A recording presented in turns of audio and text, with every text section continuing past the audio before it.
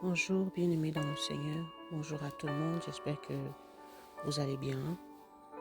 Je bénis le Seigneur pour ce temps encore qu'il me donne de prendre pour ce message, cette exhortation. Et le Seigneur est bon, bien-aimé. Le Seigneur est bon et il est notre modèle parfait. Je vais partager cette parole aujourd'hui par sa grâce, mais avant de commencer, je veux le prier pour remettre ce temps entre ses mains. Seigneur, merci pour ce temps. Merci pour la parole que tu nous donnes encore en ce jour, Seigneur. Je te prie afin que nos cœurs soient tous interpellés par ce message, Seigneur. Convainc-nous encore, Seigneur, au travers de ta parole, Yahweh. Prends le contrôle, mon roi, au nom de Yahushua. Amen. Comme je disais, je veux partager ce message que le Seigneur m'a donné. Et il se trouve dans le livre de Luc. Luc, le chapitre 22, du verset 47 au verset 51. Mais comme il parlait encore, voici une foule. Et celui qu'on appelle Yehuda, l'un des 12, marchait devant elle. Il s'approcha de Yehoshua pour lui donner un baiser. Mais Yehoshua lui dit, « Yehuda, c'est par un baiser que tu livres le Fils d'humain. » Mais ceux qui étaient autour de lui, voyant ce qui allait arriver, lui dirent, « Seigneur, frapperons-nous de l'épée ?»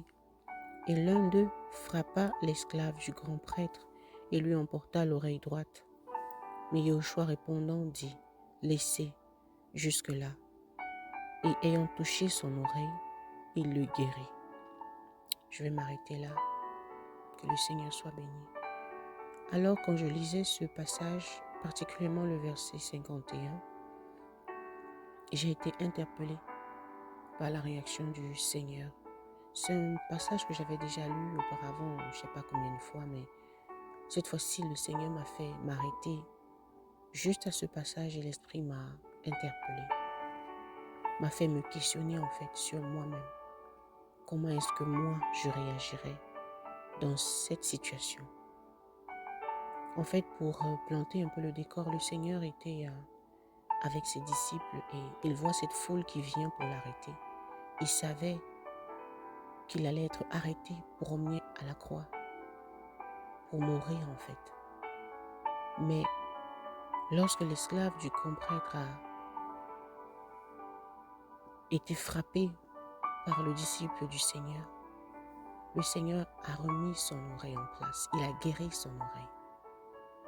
Et du coup, la question qui est montée dans mon cœur à l'instant précis où j'ai lu ce verset, c'est est-ce que toi, tu réagirais pareil? Comment toi, tu réagirais dans cette situation?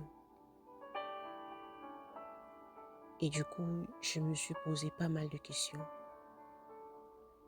Et j'ai juste imploré la grâce du Seigneur. Parce que c'est fort ce que le Seigneur a fait. Le Seigneur est juste extraordinaire. On peut se dire chrétien, on peut se dire oui, on a la foi. Oui, Seigneur, on a la foi, on est motivé. Mais tant qu'on ne fait pas face à ce genre de situation, on ne peut pas savoir comment on réagira. On peut le dire de la bouche quand on prie ou quand on partage avec les frères et sœurs. Mais la réaction à chaud là, c'est différent. C'est là où on sait si véritablement on porte les fruits de l'esprit. Nous devons vraiment crier au Seigneur en fait, pour qu'il nous donne vraiment cette force que lui, il a aussi. La force de résister aux insultes, à l'oppression, aux menaces. La maîtrise de soi, la force de rester calme, même quand on est menacé. Ça c'est très grave, ça c'est très fort en fait. C'est juste extraordinaire la réaction du Seigneur. En fait, quand je méditais ce passage et l'Esprit a commencé à m'enseigner, c'est comme si le Seigneur me disait, je suis allé remplir pleinement ma mission. Je n'ai pas voulu en fait que quoi que ce soit vienne salir ma mission. J'ai voulu mener la mission à bien jusqu'au bout.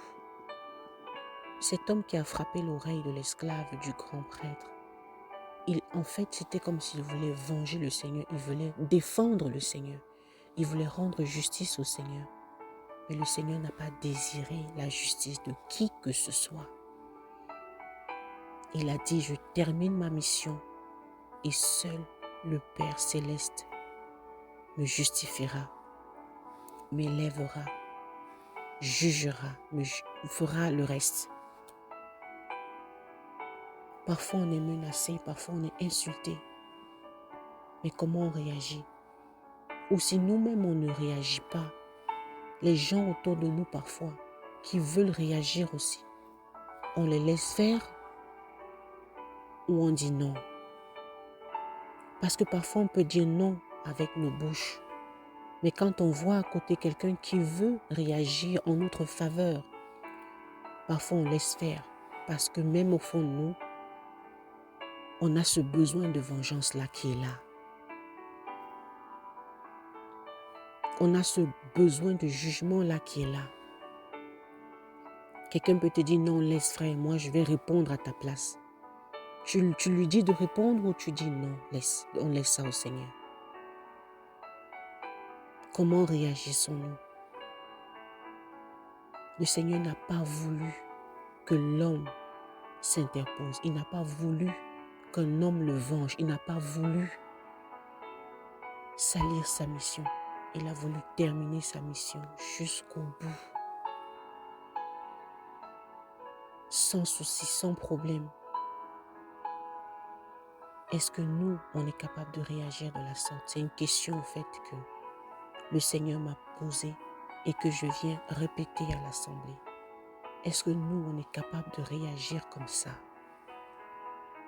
C'est une question que chacun de nous devrait se poser. Que le Seigneur nous aide, frère. Que le Seigneur nous aide, frère.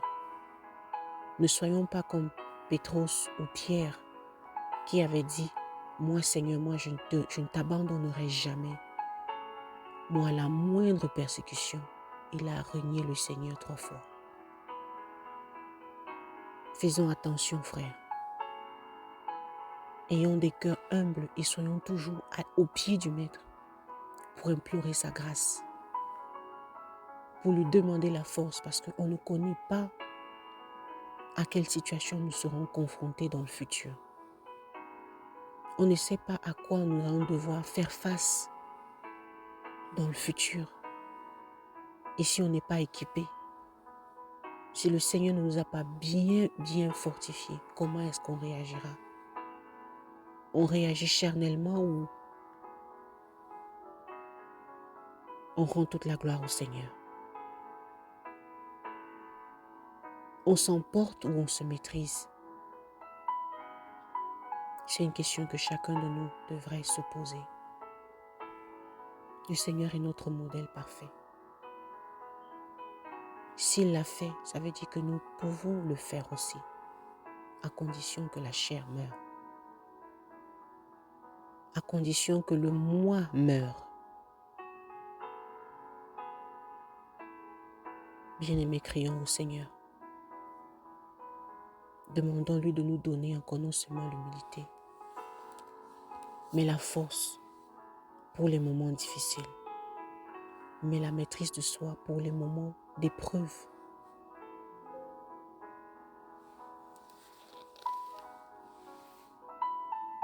Que le Seigneur nous aide, frères. C'était juste pour partager ce petit message. Nous donner encore de quoi vraiment nous remettre en question. Parce que c'est ça la marche chrétienne. On n'est pas encore arrivé. Le repos là, c'est au ciel. Tant que nous sommes ici sur cette terre, on doit continuer de se remettre en question. La parole dit que celui qui est saint se sanctifie encore.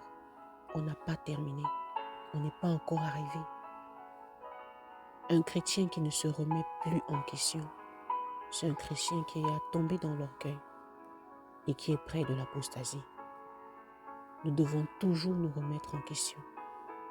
Nous demander, Seigneur, est-ce que ça va? Seigneur, est-ce que je te suis agréable? C'est très important. Bien-aimés, soyons fortifiés. C'était juste pour nous interpeller. afin que nous puissions crier encore au Seigneur, qui nous équipe, qui nous donne la force. Merci pour ta grâce, Seigneur. Merci, Seigneur, pour cette parole. Merci de nous interpeller encore aujourd'hui, Seigneur, par ce passage, Yahweh. Donne-nous d'avoir, Papa, cette maîtrise que toi, tu as eue ce jour-là. Donne-nous d'avoir encore la force, Seigneur, de supporter les mauvais traitements, sans chercher, Papa, à nous justifier nous-mêmes, sans chercher la justification des hommes, mais nous attendre à toi. Que ton nom, Père, soit béni. Merci pour cette parole. Bien-aimés, soyons encouragés. Soyez fortifiés. Que le Seigneur nous garde tous. Au nom de Yeshua. Amen.